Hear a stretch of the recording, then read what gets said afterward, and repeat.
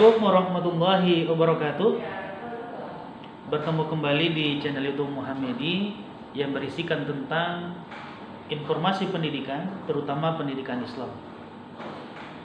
Dalam kesempatan kali ini kita akan membahas tentang akhlak kepada Allah Subhanahu wa taala. Bagaimana kita berakhlak, apa saja yang harus kita lakukan, akan kita jelaskan dalam kesempatan kali ini. Yang pertama adalah mentauhidkan Allah Subhanahu wa taala.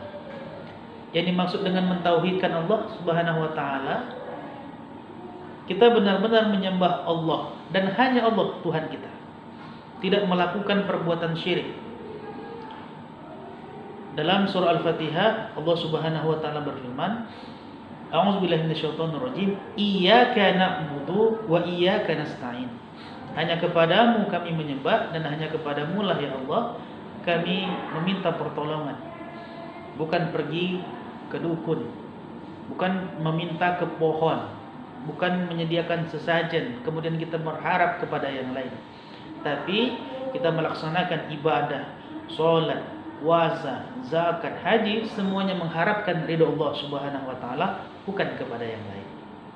Yang kedua, bertakwa kepada Allah Subhanahu wa taala. Apa yang dimaksud dengan takwa di sini? Yaitu kita melaksanakan segala perintah Allah dan menjauhi segala larangan Allah.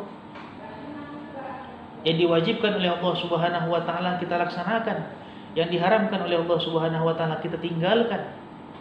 Jangan sebaliknya, kita tidak melaksanakan sholat tapi judi jalan terus.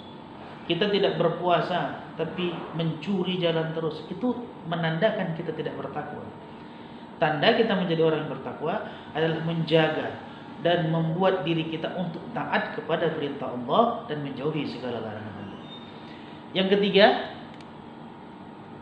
yang bisa kita lakukan sebagai bentuk akhlak kepada Allah adalah beribadah kepada Allah Subhanahu wa taala.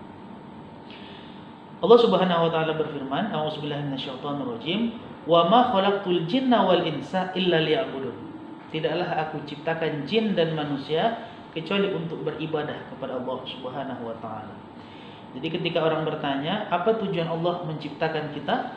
Untuk beribadah. Artinya setelah kita bangun dari tidur pada waktu subuh, kita masuk ke kamar mandi, kita bersihkan diri, kemudian kita berwudu, kemudian laksanakan sholat subuh. Kemudian kita pergi ke tempat kerja masing-masing, niatkan ibadah. Ya Allah, aku bekerja agar mendapatkan uang, kemudian aku menafkahi anak dan istriku yang ada di rumah. Terus laksanakan sholat, kemudian barangkali kita rutin melaksanakan ibadah.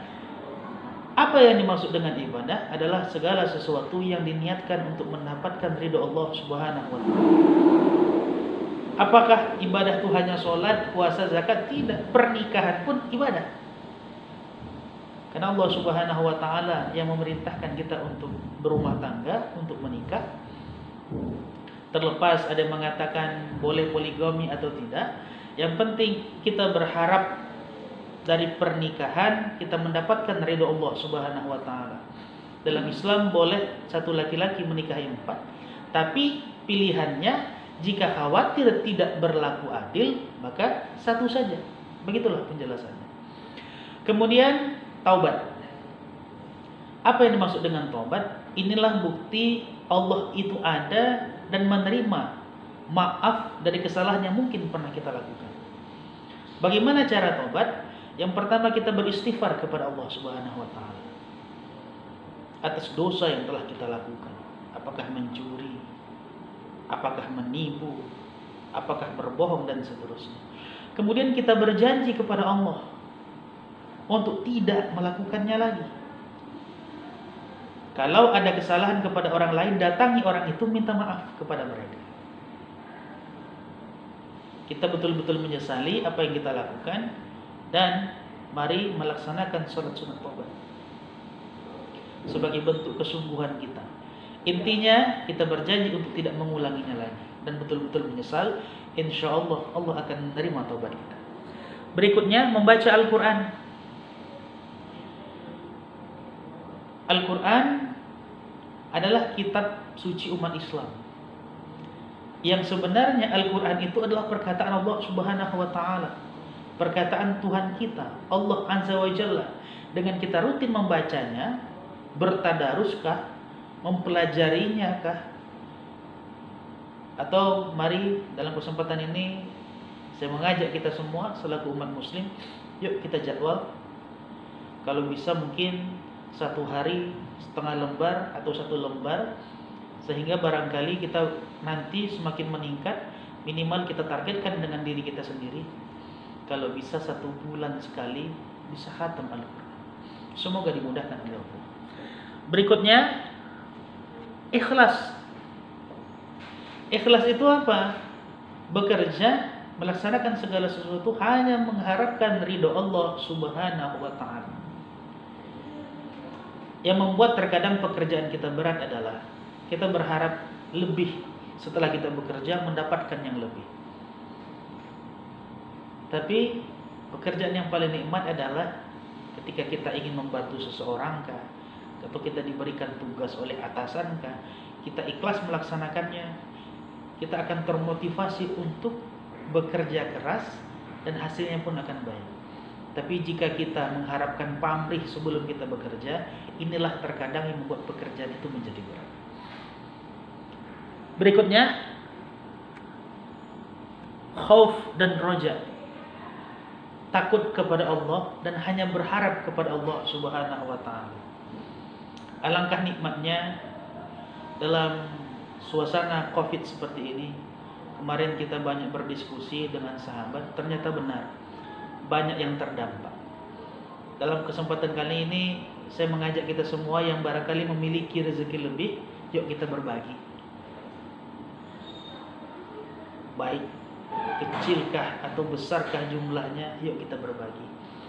Mudah-mudahan dengan kita berbagi, kita berharap kepada Allah Subhanahu wa Ta'ala agar pandemi ini bisa segera berakhir. Sebagai rasa takut kita kepada Allah Subhanahu wa Ta'ala dan berharap kepada Allah Subhanahu wa Ta'ala. Kemudian tawakal. Sebagai pembahasan terakhir kita dalam kesempatan kali ini. Apa itu tawakal? Menyerahkan segala sesuatu urusan kepada Allah Subhanahu wa Ta'ala. Fa iza azamta fatawakkal 'ala Allah.